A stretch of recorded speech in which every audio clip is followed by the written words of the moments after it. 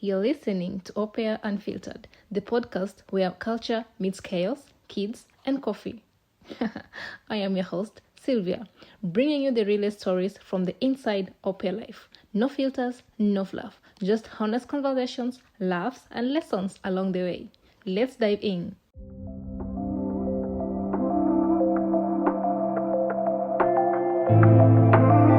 Hello, good morning, guten morgen, bonjour.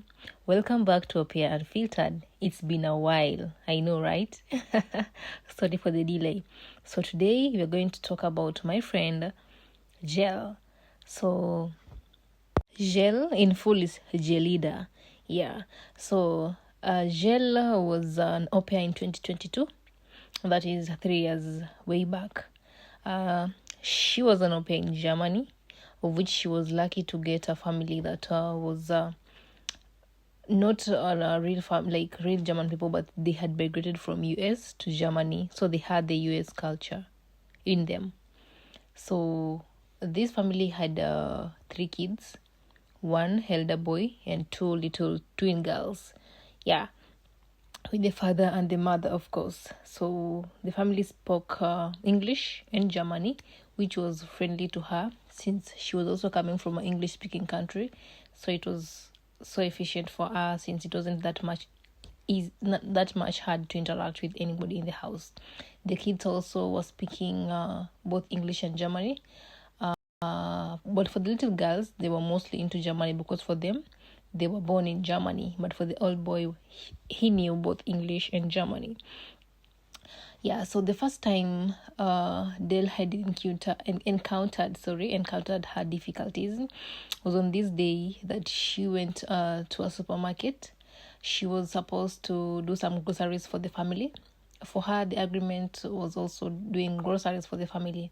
So this family sent her to the supermarket to go and do the shopping as usual. She didn't ask much of any other extras the family would need. So she just did her normal buying things and giving out the receipts. As it has been done for them, she goes use her money to buy things, then she gives out the receipt. So these days come, Jill gives out the receipt. Then supposedly she said that this family started having an issue with how she bought the things. She was questioned why she went to expensive supermarket, yet there are other cheap supermarkets. So it was awkward for her because it was always that supermarket that she always goes to. Like she used to go to that supermarket always at every time. So this time the mother is asking why she went to that supermarket. Then she was like, what do you mean? Like, is there a problem? I usually go to this supermarket each and every time. Or is it that today maybe I spent a lot of money, or what has happened? Like, I don't understand. Then the lady was like, no, like these things are too expensive. We can't handle this. Like, why didn't you ask us where you should go? Why didn't you ask us what you should buy? And Jill was like, this is the 3rd time I'm going to buy things without you guys. Sometimes, yes, they go together, but this time was the 3rd time. She's going by herself and using her money just as the same way she did the previous 2 times. So she was like, this is the supermarket I went the 1st and the 2nd time. These are the things that I bought the 1st and the 2nd time. What is the problem this time? So the mother started checking on the stuffs, and I was like, which oil is this? We don't use this oil to cook. Which tissue is this? We don't use this tissue to use. Like, we don't help ourselves with these papers like these ones. Like, she was just trying to be pity of everything. She counter checked everything that was in the shopping bag and was like, we don't need these things. Makiu, Del, she's living with them, so there is no way she's going to take these things anywhere else apart from that house. So all the shopping was left to her. So she was like, where would I take and cooking oil unless I'm going to cook? I'm supposed to cook in this house. And the mother was like, no, we can't have these things in our house. So this means we're not going to refund you the money. And she did the shopping. Okay, as it is, they usually do big shoppings, like not just a shopping for today and tomorrow, no, or even for 1 week, no. They handle shoppings like for a whole week, for a whole, like not for a whole week, for a whole month, unless it is these small things that maybe, let's say, maybe the bread is over, maybe you're supposed to buy maybe snacks and all that. So this time, she spent around, I'm not sure the amount of money she spent, but she said it was above 100 euros. So these 100 euros, the hosts are telling her they're not going to refund her, since they're not going to use those things in the house. It was not a good, it was not sitting good with her, because she was questioning, like, of a sudden, what is not happening? Like, things have just been good, I've been doing these shoppings and all that. Yeah, so I'll take you back to what has happened. Now, previously, the father and the mother had an argument about why the lady does the shopping for the house without inquiring. Now, this lady wasn't told about anything of this conversation that they had. So for her, it was just as the first day and the second. Okay, the first time she was told what to buy. The second time she asked and she was told, just buy the same things you bought last time and you will be doing this each and every time, so no need to ask us. So when the third time came, she didn't bother to ask because she was told not to ask. Yeah, of course, being a female, you've been brought up in a family of siblings, cousins, other toddlers, so you know how to take care of the house, so you don't need to be questioning and all that. The only thing you need to be asking is just to ask and confirm. But since she was told not to ask, she was just okay with it, because the second time she did, there was no problem. So now the third time, she was sure there won't be a problem. So she didn't know what happened to cause this misunderstanding of why she did the shopping. So 2 days passes, and then they're having a talk. Then the mother is like, Gel, we have a problem and we think we need to talk to you. Then she was like, yeah, it's okay, I'm all ears. Then they are telling her, we don't like how you handle our house. And she was like, what do you mean? What have I not done right? Or what am I supposed to do that is not being done correctly? Then the man is like, you want to behave like my wife. So it got her with a shock, and she was asking, what do you mean I want to behave like your wife?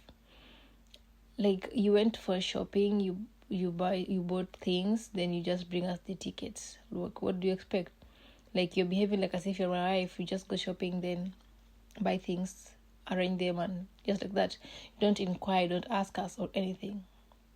So we have decided that we don't want how you misbehave, and we are not going to give you the money as was told. And we want you to find a rematch.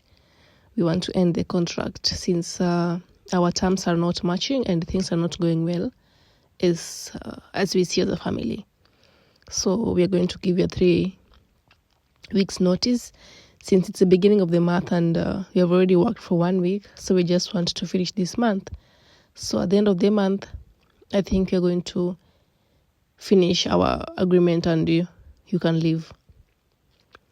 This caught her in surprise because it happened so quickly. She didn't feel like she did anything wrong.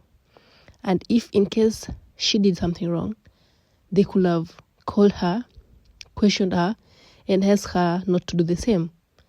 But for them, they just acted and terminated the contact, which it was unfair. And also for me, I see it's unfair, yeah. And she tried explaining herself and asking for apology, like asking for a second chance, because she didn't do it intentionally, or she didn't do it because it is something that she wanted to do it willingly to appease them off. No. But they said no, and they didn't accept to it. Coming to realize, she tells me that this is something that hosts are taking advantage of. They are thinking that they have the control of things, and that's why they treat people the way they want. In this scenario, she was not given the chance to explain herself, to talk herself out, or even a second chance to stop whatever she was doing. They wake up one day, they don't feel like they need you, or maybe they feel like they don't need an au pair. Now they'll blame you or accuse you of something that is merely so small, or maybe something, okay, even if it is big, but they need to explain to you or make you stop doing what you're doing before just waking up and telling you to terminate their contract. Because you have a life, a whole life, packed in a suitcase, left your country, come to these countries, and you're trying to settle in with new people and try to learn cultures. Now when you're trying to learn these people again, you're being told to leave, to go again somewhere else and start afresh. So she's trying to express her disappointment and dislike of how hosts, not all hosts of course, but majority of hosts behave and treat au pairs in a way that makes people regret trying this program. Because tell me why somebody should just wake up with their own moods, with their own reasons, with their own dislikes, just to push you away for something that you don't feel like it's a big deal. Okay, fine. You want me out. Explain to me, express to me in a way that it won't affect me, it won't make me feel like, what if it happens to the next house I'm going to? What if it happens that I don't get another family? Where will I go? Where will I live? You know? Because in this scenario, actually, for me, I also think that she did nothing wrong. In fact, like, despite that she was told to just be doing this thing, it means she didn't do something wrong. So she felt that these people were just maybe not liking her anymore, or maybe they didn't want an au pair because in the background, like behind the scenes, she saw them like having so much quarrels about money, and she felt like they didn't want an au pair because they feel like they're spending extra. So instead of them telling her directly that we're having financial problems and need you out, or maybe just covering it with something else, they decided to push her out with a small issue of shopping. So this is why she's feeling like hosts treat au pairs as if they don't have a life, they don't have opinions, they don't have rights, you see. Because her right was at least communicated to be told something directly and something she can take it easy and understanding. But terminating a contract because of your personal reasons and blaming it on something that I did that is barely a cause, it's not fine. Today's podcast was short just to express how this au pair felt. And this is not just about how Jalida felt, but so many au pairs have been in this situation where their contract was terminated in a short notice without them understanding why and how. And it's not that we like au pairs, we want to be explained things about your family or something. No, but we want a clear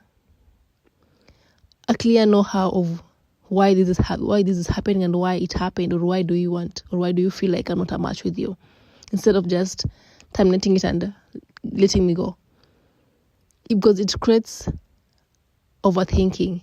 You'll be asking yourself, what about the next family? What if I don't?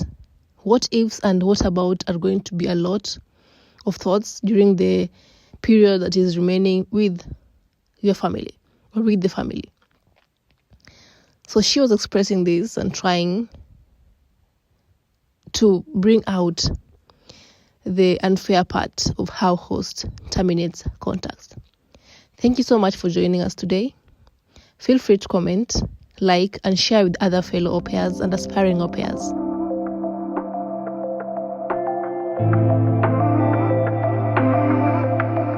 Thanks for tuning in to Au Pair Unfiltered. If today's episode made you laugh, think, or feel a little more seen, share it with your friend, a fellow au pair, or anybody you feel like.